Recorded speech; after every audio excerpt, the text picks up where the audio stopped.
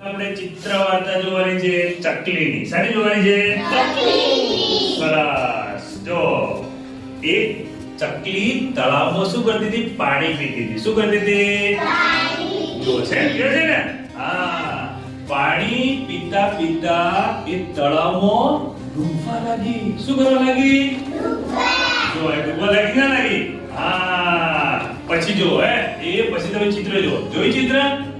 એટલામાં ત્યાં એક બિલાડી આવી. શું આવી? બિલાડી. વાહ, સરસ. પછી જુઓ તમે, ચકલી બોલી, બેન મને બહાર કાઢો.